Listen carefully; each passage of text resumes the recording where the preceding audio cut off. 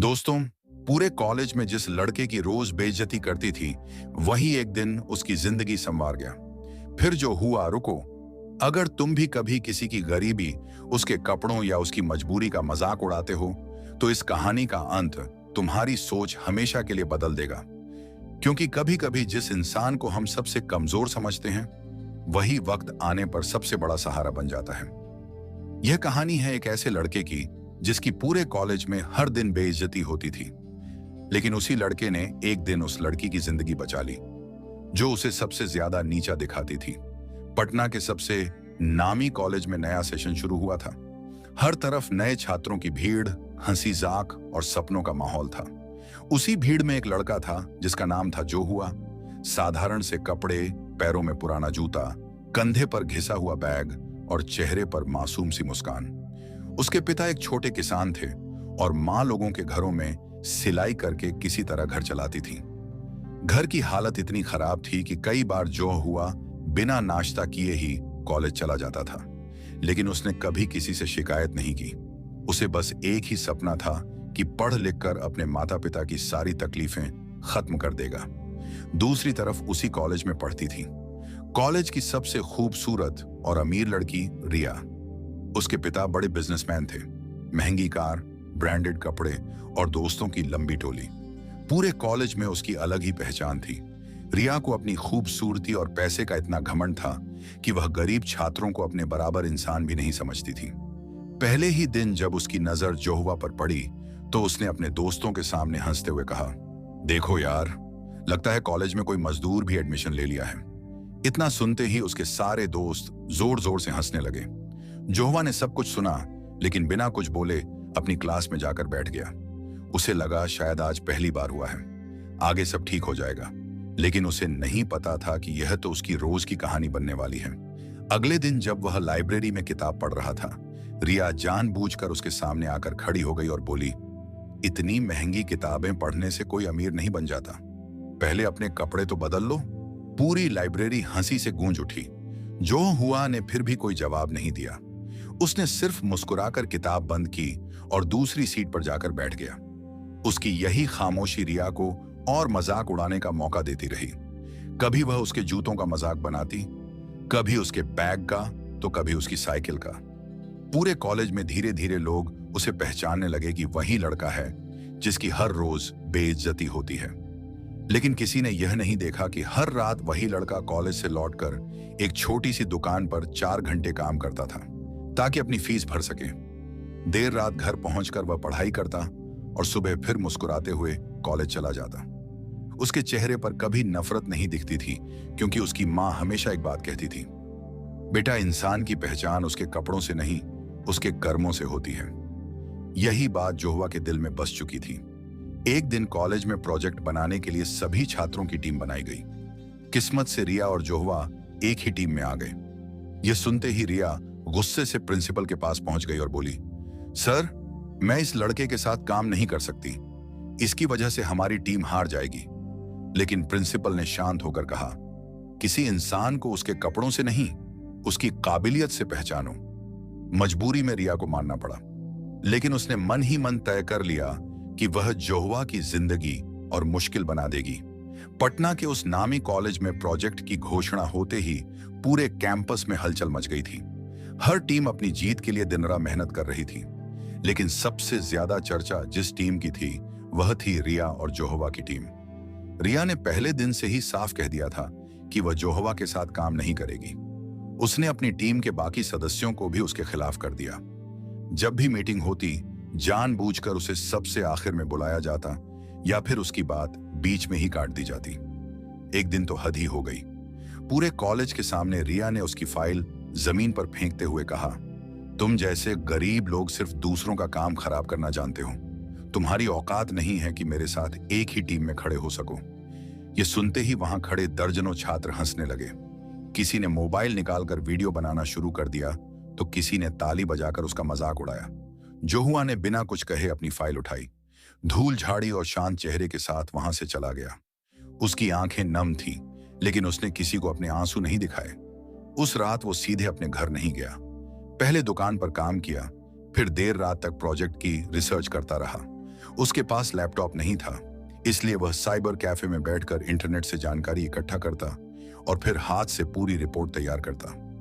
कई रातें उसने बिना सोए गुजार दी, लेकिन उसने किसी से मदद नहीं मांगी। दूसरी ओर रिया अपने दोस्तों के साथ घूमने, पार्टी करने और सोशल मीडिया पर वीडियो बनाने में व्यस्त थी। उसे पूरा भरोसा था कि आखिर में कोई ना कोई उसके लिए प्रोजेक्ट तैयार कर ही देगा। धीरे धीरे प्रोजेक्ट जमा करने का दिन आ गया। पूरी क्लास अपनी अपनी फाइल लेकर ऑडिटोरियम में पहुंची। जब रिया ने अपनी टीम की फाइल खोली तो उसके होश उड़ गए, क्योंकि उसमें लगभग कुछ भी तैयार नहीं था। जिन दोस्तों पर उसने भरोसा किया था वे सभी अपनी अपनी जिम्मेदारी छोड़ चुके थे। वह घबरा गई। तभी जो हुआ शांत कदमों से आगे बढ़ा और उसने अपने बैग से एक पूरी तरह तैयार प्रोजेक्ट निकाला। उसमें रिसर्च, डिजाइन, चार्ट, डाटा और हर सवाल का जवाब मौजूद था। पूरी टीम हैरान रह गई। रिया भी कुछ पल तक उसे देखती रह गई। उसने सोचा था कि जो लड़का हर दिन बेइज्जती सहता है वह कुछ नहीं कर पाएगा, लेकिन आज उसी ने पूरी टीम की इज्जत बचा ली थी। प्रेजेंटेशन शुरू हुआ। प्रोफेसरों ने सवाल पूछने शुरू किए। टीम के बाकी सदस्य एक भी सवाल का जवाब नहीं दे पाए। आखिर में जो हुआ आगे आया और उसने इतनी आत्मविश्वास के साथ हर सवाल का जवाब दिया कि पूरा ऑडिटोरियम तालियों से गूंज उठा।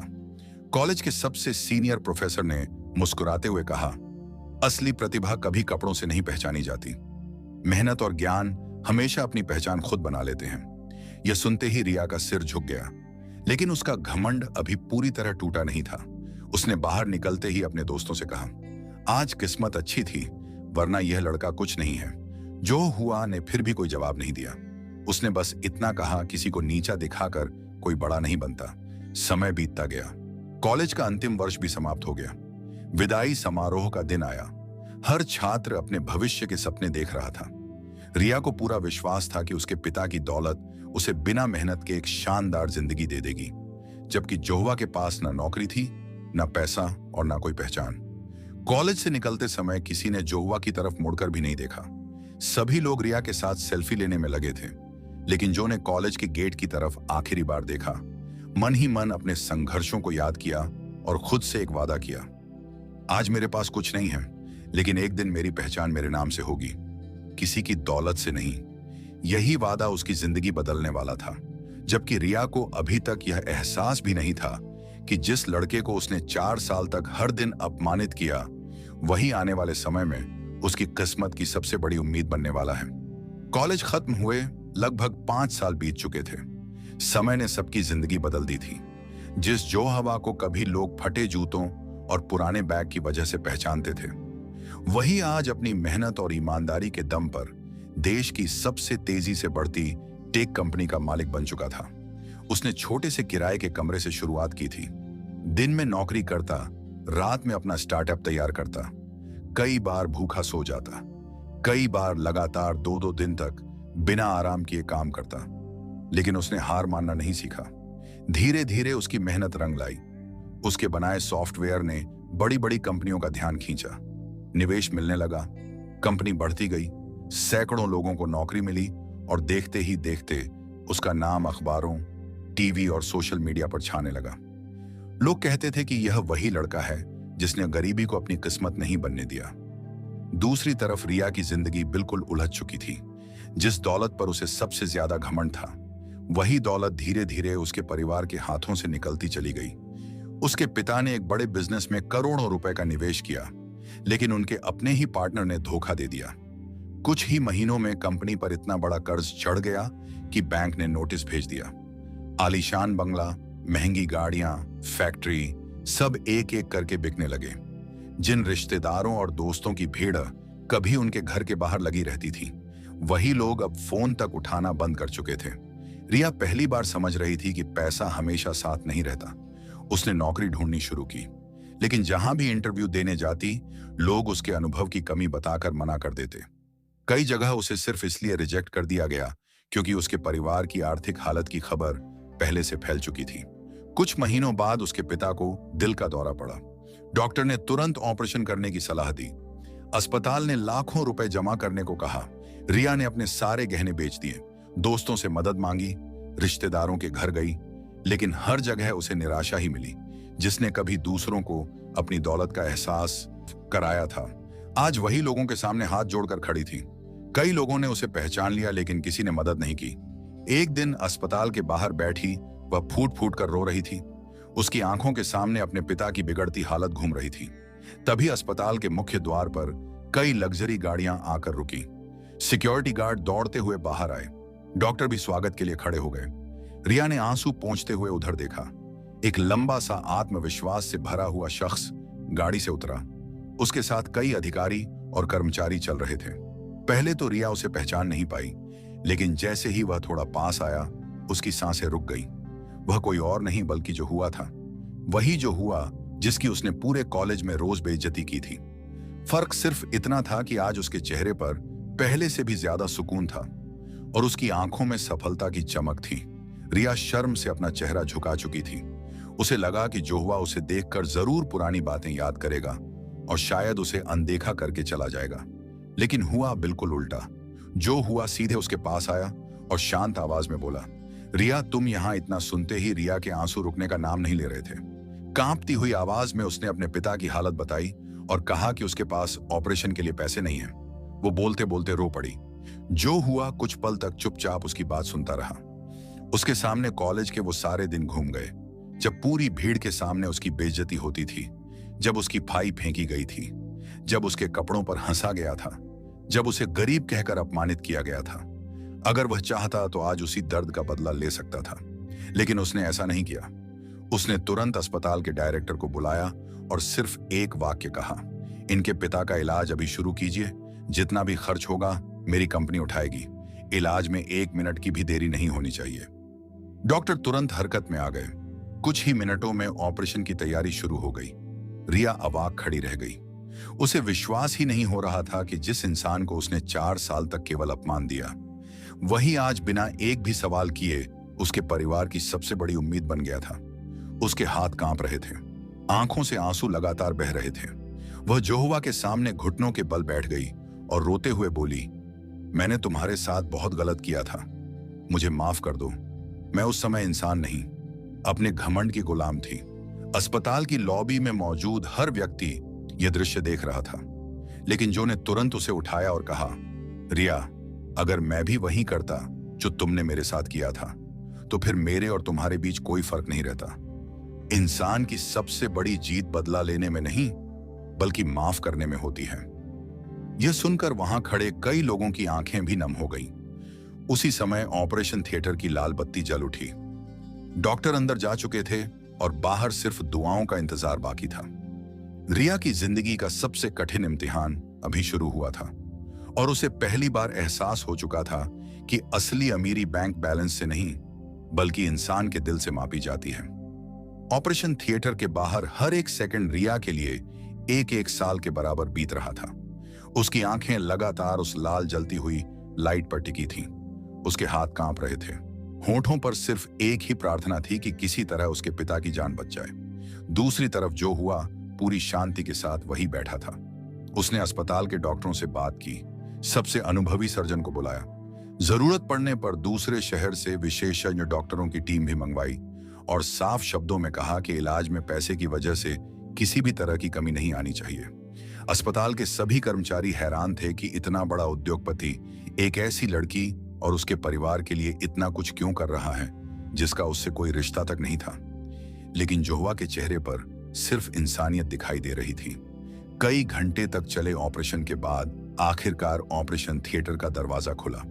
डॉक्टर बाहर आए। रिया दौड़ती हुई उनके पास पहुंची। डॉक्टर मुस्कुराते हुए बोले, ऑपरेशन पूरी तरह सफल रहा है, अब खतरे की कोई बात नहीं है। यह सुनते ही रिया फूट फूट कर रोने लगी।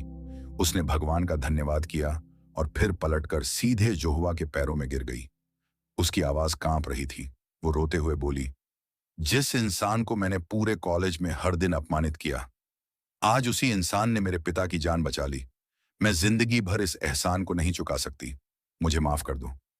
जोवा ने तुरंत उसे उठाया और शांत स्वर में कहा, रिया, इंसान अगर अपनी गलती स्वीकार कर ले तो आधी सजा उसी पल खत्म हो जाती है।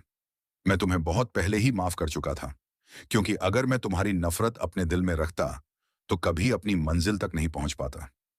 यह सुनकर वहां मौजूद हर व्यक्ति की आंखें नम हो गईं। अगले दिन जब रिया के पिता को होश आया और उन्हें पूरी बात पता चली तो उनकी आंखों से भी आंसू बहने लगे।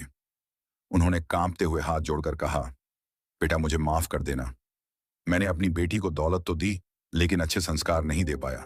जोहवा ने उनका हाथ पकड़कर कहा, अंकल, इंसान की असली पहचान उसकी आखिरी सोच से होती है, पुरानी गलतियों से नहीं।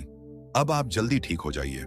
कुछ ही दिनों में रिया के पिता अस्पताल से घर लौट आए, लेकिन घर लौटते ही उन्हें सबसे बड़ा झटका लगा। बैंक की अंतिम नोटिस आ चुकी थी। उनका घर और बची हुई संपत्ति भी नीलाम होने वाली थी। यह देखकर रिया का परिवार पूरी तरह टूट गया।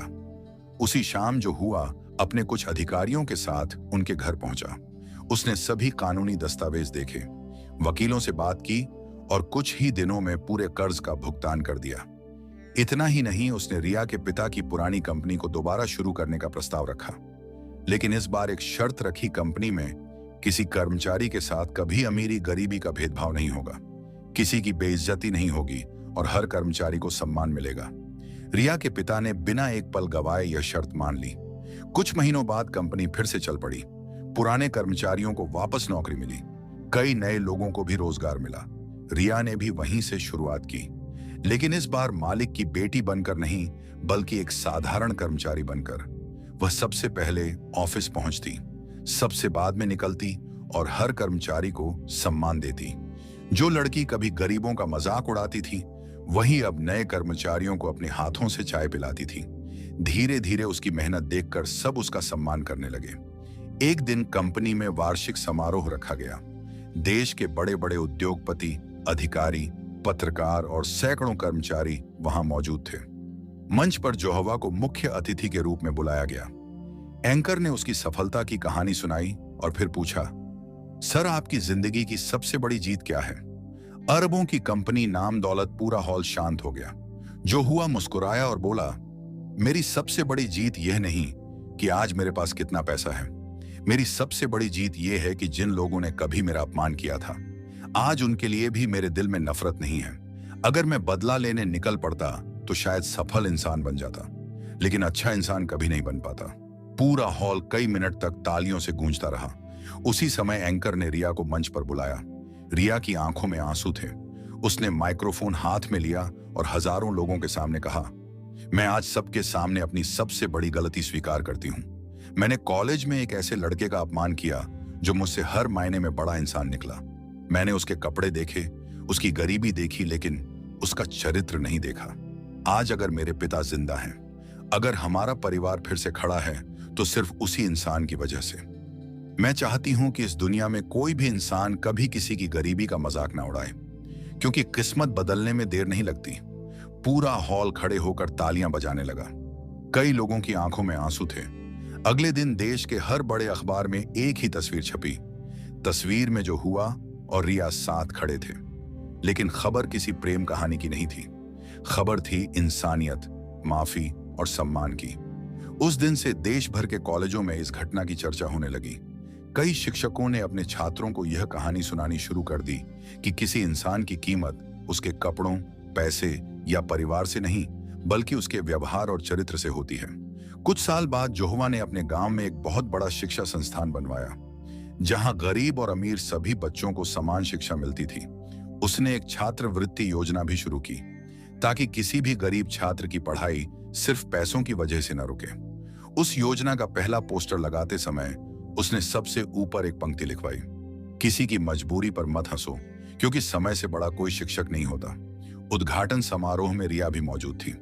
उसने मंच से उतरकर स्कूल के गेट पर खड़े हर बच्चे का स्वागत किया। तभी एक छोटा सा बच्चा फटे हुए कपड़ों में वहां पहुंचा। कुछ लोग उसे देखकर हंसने लगे। रिया तुरंत उनके सामने खड़ी हो गई और मुस्कुराकर बोली, आज से इस स्कूल में किसी की पहचान उसके कपड़ों से नहीं, उसके सपनों से होगी। ये सुनते ही जो हुआ मुस्कुराया। उसकी आंखों में संतोष था। उसे लगा कि उसकी सबसे बड़ी जीत कंपनी, पैसा या शोहरत नहीं, बल्कि एक इंसान की सोच बदलना है। डूबते सूरज की सुनहरी रोशनी में स्कूल का विशाल परिसर चमक रहा था। सैकड़ों बच्चों की हंसी हवा में गूंज रही थी। जोहुआ ने आसमान की तरफ देखा, अपनी मां की कही हुई बात याद की, बेटा, इंसान की पहचान उसके कर्मों से होती है। आज वह बात पूरी तरह सच साबित हो चुकी थी और शायद यही इस कहानी की सबसे बड़ी सीख थी। अपमान का जवाब अपमान से नहीं, बल्कि अपने चरित्र, मेहनत और इंसानियत से देना चाहिए, क्योंकि समय सबको मौका देता है। लेकिन सम्मान वही पाता है जो दूसरों को सम्मान देना जानता है। जिस लड़के की पूरे कॉलेज में रोज बेइज्जती होती थी, वही एक दिन उस लड़की की जिंदगी ही नहीं, उसकी सोच, उसके परिवार और उसके पूरे भविष्य को संवार गया। और उसके बाद जो हुआ, उसने यह साबित कर दिया कि दुनिया में सबसे अमीर इंसान वह नहीं जिसके पास सबसे ज्यादा पैसा हो, बल्कि वह है जिसके दिल में सबसे ज्यादा इंसानियत हो। अगर आपको यह वीडियो पसंद आया हो, तो इसे लाइक जरूर करें और ऐसे ही दिल छू लेने वाली कहानियों के लिए विकास वॉइस चैनल को सब्सक्राइब करना ना भूलें। मिलते हैं अगली शानदार कहानी में। धन्यवाद।